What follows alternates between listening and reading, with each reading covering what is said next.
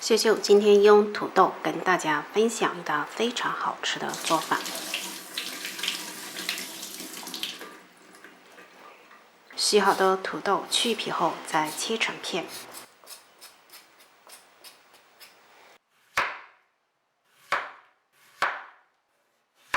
像这么厚就可以了。切好装碗中，加半汤匙盐抓均匀，放一旁腌制15分钟。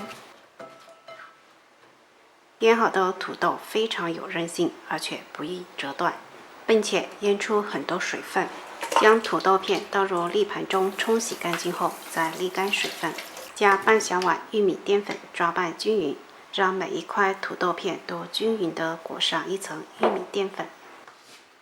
锅中多来点油，油温5成热，将土豆片一片片放入锅中，小火慢炸。炸至表面定型，需要勤翻动，让土豆片收肉均匀。炸至表面微微上色，咱们再捞起，再将油温升高，放入土豆片，继续中小火复炸一次，直至炸至土豆片两面金黄色即可控油捞出。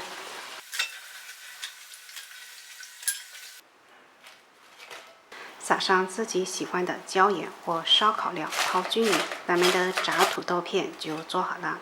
比肯德基的薯条吃的要过瘾，外脆里嫩，吃起来一点也不油腻。喜欢的朋友可以在家试一下。